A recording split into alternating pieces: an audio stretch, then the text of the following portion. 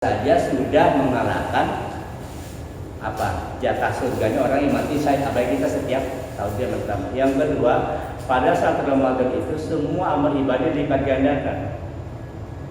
Kalau sekarang Bapak baca Quran, sekarang baca Quran nih 1 huruf 10 sekarang. Tapi minggu besok Ramadan udah nggak 10 lagi, Pak. Udah nggak 10. Terjadi penggelembungan. Penggelembungan pahala itu besok. Pada bulan Ramadan kan saya. Ya, makanya Ramadan besok apapun yang kita lakukan pahala sunnah menjadi wajib. Ya, ibadah-ibadah sunnah mendapatkan pahala wajib. Contoh begini, Bapak kalau kerja gaji Bapak seharinya 10.000, kalau lembur 5.000, gitu kan? Kalau lembur 5.000, kalau kerja 10.000. Nah pada bulan Ramadan itu yang lembur 5.000 jadi 10.000. Jadi 10, yang gaji pokok naik lagi, nggak terhingga. Nah makanya pada bulan Ramadan besok seluruh amal ibadah sunnah kita itu akan dilipat ganda oleh Allah Subhanahu wa Ta'ala. Banyak kalau kita ketemu bahas tentang Ramadan, ya ibadahnya yang sunnah jadi wajib, kemudian lagi sampai dibilang tidur orang puasa itu ibadah, itu bukan hadis sebenarnya. Saya bilang mendingan tidur daripada lumpi kan gitu kan? Ya yang sebut tidur adalah ibadah itu yang begitu Pak. Daripada lo nonton yang kagak-kagak, ngomong kagak-kagak, mendingan tidur. Karena tidur itu memiliki manfaat, satu mencegah maksiat, kan gitu kan? Yang kedua menjaga stabilitas ibadah kita. Mendingan tidur, tapi jangan tidur mulu. Jangan tidur mulu. Nah kemudian usahakan target kemarin kita waktu Ramadan kemarin berapa juz tuh? Berapa kali hatam kita pada Ramadan? Nah besok tingkatin. Kemarin sedekah kita berapa tuh? Besok tingkatin. Oke, usahakan selama 30 hari satu Ramadan full itu adalah bulan diskon pahala. Untuk ngejar kita yang kemarin-kemarin banyak yang kurang-kurang, Ramadan besok lah kesempatan buat kita agar apa? Agar apa yang kurang kemarin kita dapat kejar dengan baik. Itu barangkali sampai sini ada pertanyaan dulu kan? Siapa Ramadan?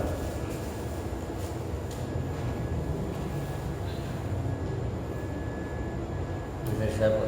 Ya. Tadi kan masalah pertukaran amal gitu kan, apa kalau kita berbuat jolim nih kan pahala kita diambil nih. Itu bisa terjadi di alam kubur gitu. Misalnya contohnya hutang kan, itu lagi rumah belum lunas nih, meninggal gitu kan mesti punya hutang nih. Apakah amal kita bisa diambil di alam kubur gitu sebelum masuk alam akhirat? Ya. Bagaimana kalau kita meninggal masih meninggalkan hutang? Ini penting nih. Punya hutang nggak?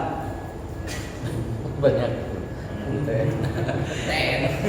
Hidup tanpa hutang bagi ke taman tak berbunga gitu. Bagaimana kalau kita meninggal dalam keadaan hutang? Itu pertama urusan ahli waris. Jadi ahli waris itu mendapatkan tiga. Pertama hutang, yang kedua wasiat, yang ketiga harta warisan. Yang disebutkan harta warisan doang, kemudian hutangnya kagak mau. Nah, ketika kita meninggal dunia, yang pertama kali bertanggung jawab adalah ahli waris, istrinya, anak atau siapapun. Ya.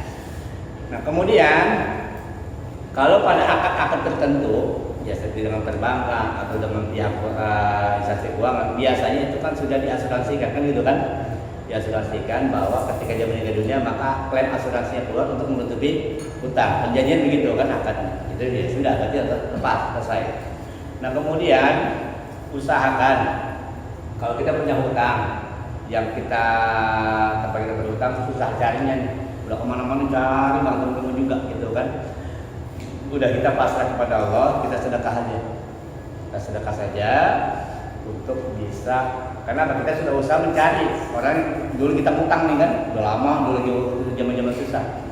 Nah, sudah kita cari udah nggak ketemu kemana-mana, kita sedekah. Kita niatin kirim pahala buat yang kita hutangin itu.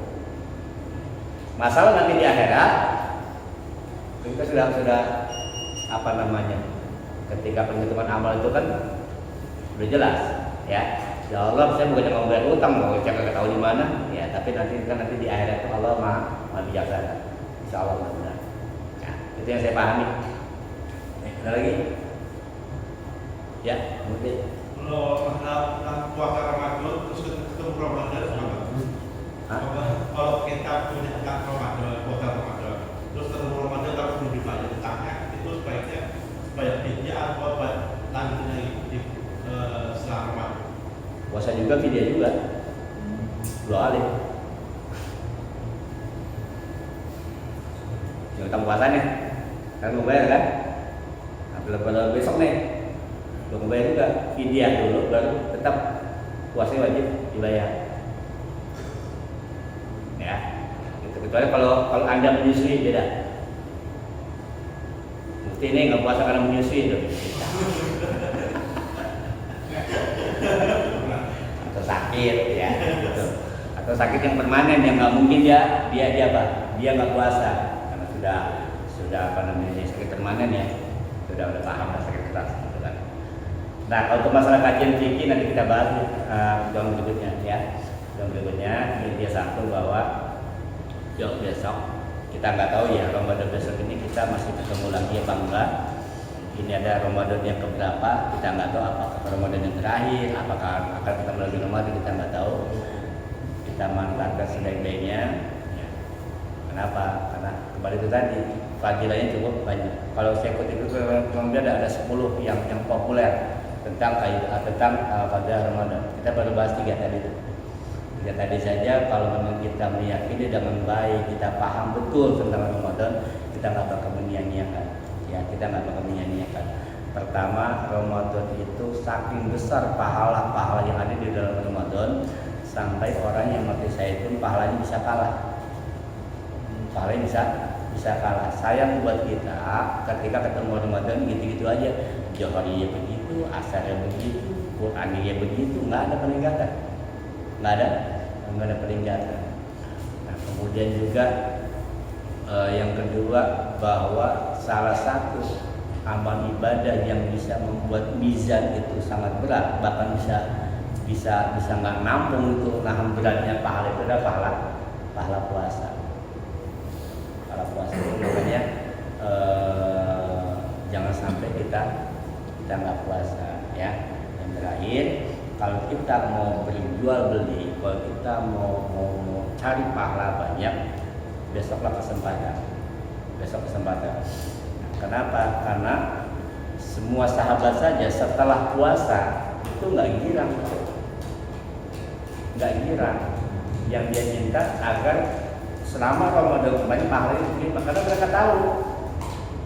mereka tahu luar biasanya pahala-pahala di bulan Ramadan, pahala baca Quran, pahala sedekah, pahala itikaf, pahala berbakti pada orang tua, macam-macam nih, berbagai macam kebaikan pada bulan Ramadan itu pahalanya terjadi penggelembungan luar biasa. Sayang, nah makanya ketika itu sudah dilewati, sahabat minta apa yang kemarin agar diterima. 6 bulan ke depan itu sahabat yang dia minta itu, ya Allah semoga Ramadan kemarin diterima kembali terus. Makanya ketika kita lebaran itu ketemu sama orang, sebenarnya kita mengucap itu bukan minal aidin wal faizin. Ini koreksi nih. Kita mendoakan orang itu. Taqabbalallahu minna wa minkum. Semoga Allah menerima amal Ramadanmu yang kemarin dan Ramadan saya. Taqabbalallahu minna wa minkum. Qulu amin wa antum bi khair. Semoga kalian selamat dan selalu dalam kebaikan. Dan minal aidin. Itu salah lagi, minal aidin bukan aidin. Kagak ada minal aidin. Ada minal aidin. Minal aidin wal faizin itu artinya apa? Kita kembali kepada fitrah kita, kepada kesucian kita. Itu pun kalau yang puasa, ya kagak puasa mau suci dari mana? Gak puasa kagak, Idul Fitri kembali suci apanya? Puasa kagak. Lah kadang-kadang belum mudik duluan, lebaran belum udah beli baju duluan, padahal puasa kagak. Nah ini, ya. Nah makanya Ramadan besok jangan sampai yang matanya udah kita udah makin tua, mau ngapain lagi? Umur udah kepala 4, mau ngapain lagi? Ya kan? Mau apa udah kerja. nakalnya cukup, ya nakalnya cukup. Kita nggak tahu umur berapa lagi, sudah mulai meninggal dunia hitam, uban sudah mulai numbuh. Orang kalau sudah putih tinggal apanya? Tinggal lontongnya semua. Ya sudah. Waktu dulu kan Nabi Musa gitu, ya Rob, kalau saya mau mati kasih tahu ya. Kan Nabi Musa minta sama Allah kan gitu, tanda tanya kalau mau dipanggil. Kata Allah, lah enggak kagak tahu, kalau itu uban nunggu. Oh jadi uban nunggu itu sudah tanda-tanda tuh. Orang tua dulu bilang gini, itu Israel kalau datang assalamualaikum, tak tunggu satu. Assalamualaikum, Israel datang lagi nih, tak tunggu lagi satu. Nah hitungnya dulu bang uban ada berapa? Oh bisa sekian banget.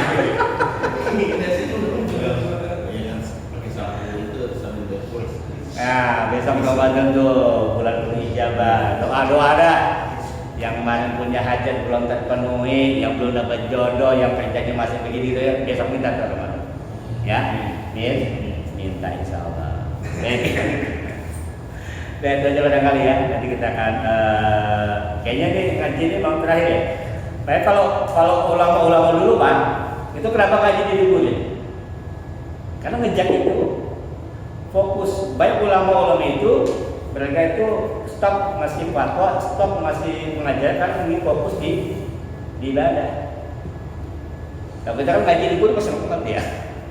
Ngaji libur, kemudian kajian libur. Nah, karena kita penting sebagai kembali lagi bahwa ilmu itu adalah kunci.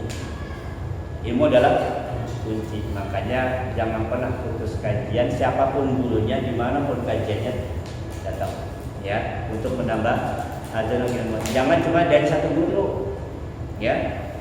Kalau bisa cari lagi. Kenapa? Karena ilmu itu bertebaran di mana-mana ya. Bertebaran di mana-mana, tinggal kita amalkan mana yang menurut kita mampu dan tidak bertentangan dengan syariat. Sudah barangkali dan kita mohon Allah SWT, mudah-mudahan kita ketemu pada Ramadan yang akan datang.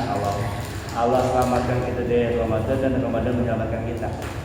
Karena banyak orang-orang yang tidak selamat dari Ramadan. Orang tidak selamat dari Ramadan. Ramadan datang dia tidak mampu memanfaatkan dengan baik dan dia tidak bisa diselamatkan dari Ramadan. Karena dia nggak beribadah di bulan Ramadan, maka Ramadan pun tidak bisa menyelamatkan dia.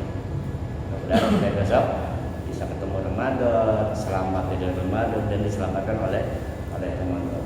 Ya, Allah berikan kita kebersamaan untuk Ramadan yang bersiap. Kita dalam majlis, subhanallah wa bihamdika, asyhadu an la ilaha illa anta astaghfiruka wa atubu ilaik. Assalamualaikum